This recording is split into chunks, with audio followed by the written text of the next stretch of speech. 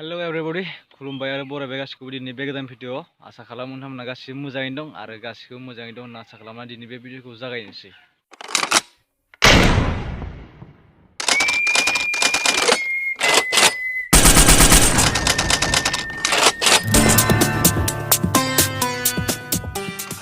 Actually जों shooting लानाय माबाया माने जों खालामनाय शुटिंआ जोबथ'वाखै, जोबनो थाखाय साननै बा सानथाम नांबावगोन।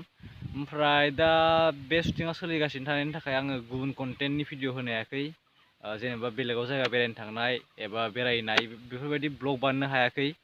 ओमफ्राय दा दिनैनि बे भिडिअआबो शुटिंनि सायावनो जागोन, माने जों शुटिंखौनो खालामनो थांगोन। आं सानफ्रोमबोसो खालामाखै, खिन्थु शुटिंआ सोलिगासिनो दं। ओमफ्राय आङो सम लायै सम बे ब्लगखौबो खालामगासिनो दं। ओमफ्राय दिनैनियाबो शुटिंआव थांनायानो जासिगोन आरोना, एखे कन्टेन्टआनो जासिगोन। स' आसा खालामो नोंथांमोना नायलांगोन। नायनोसै माबायदि जायो होमबा दायो। दा फुंनि ओंखाम जाखांबाय, फुंनि ओंखाम जाखांनानै ओमफ्राय दा थांसै आरोना।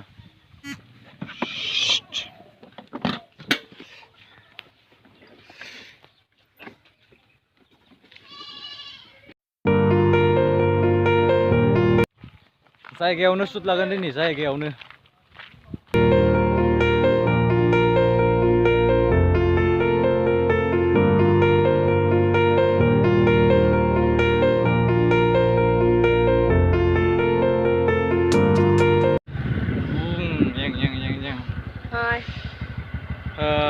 दा शुटिंआ मोनसे फिसासिन दंमोन, बे शुटिंआ जोबथ'बाय। जोबनानै उनाव दा एसे मानसि सानैसो लायनो थांदो।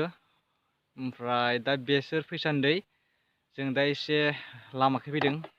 ओमफ्राय आं न'आव दा लेपटप लायनो थांदो। लेपटपखौ आङो दहाय लांफैयाखैमोन, दा लांफैफिनदो आरोना। एसे नांगौ जादों। साउन्डआ एकदम बरिया हिट।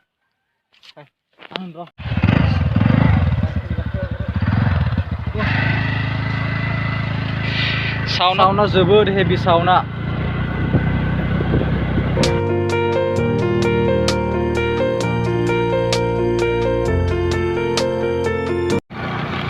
दा जोङो शुटिं खालामनो थांगासिनो गलागाव सगाव।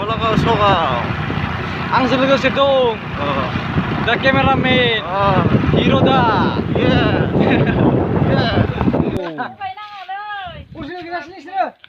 गलागाव नुबाय, गलागाव सक।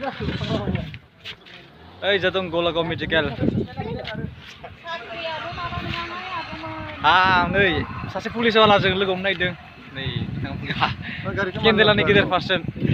माबोरै दं आदा? दङ थिगैनो। नै सासे दङ जोंनिया सिंगार आदा लैथोमा। आदाला मामोनलै? आदा लैथोमा मुसाहारि। मा खबर आदा? मोजांथ' दा। नालाय गिदिंनो हायाखै। आदाजों लोगो मोनना मोजां मोनबाय। बिग फेन माने आं इनि भइसनि। आरो आदाया मोजां मोसायो, जोबोद मोजां मोसायो। दा जोङो मोनसे जायगायाव शुट खालामनोसै, मोनसे दखानाव।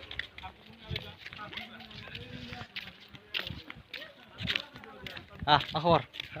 मोजांलै। आदसा।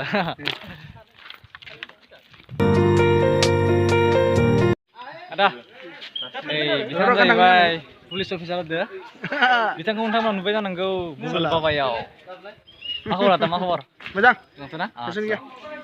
दा गरम थारलै। मारल लांदो, मारल। आंखौथ' सिनायखाबाय जानांगौ एसे ड्रेसाव नायनानै। आदसा पुलिसाव दं होननानै। दे होमबा आदाजों लोगो मोनना मोजां मोनबाय। दे थेंक इउ।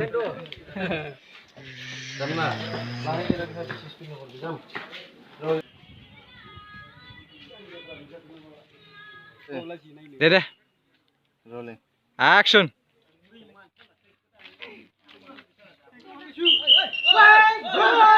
गलागावनि शुटआ जोबथ'बाय, दा थांनोसै।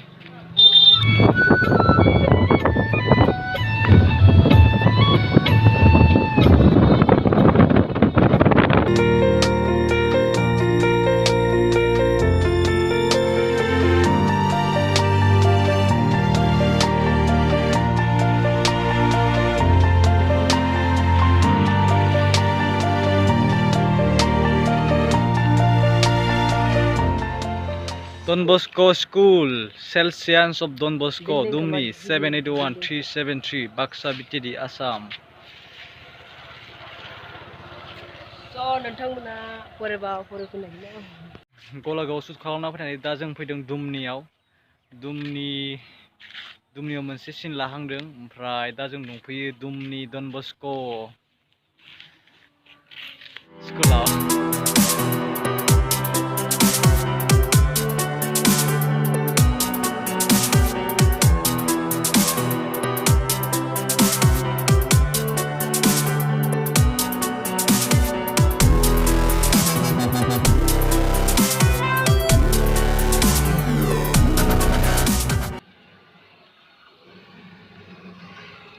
Cameraman, how are you? I am fine. Wow.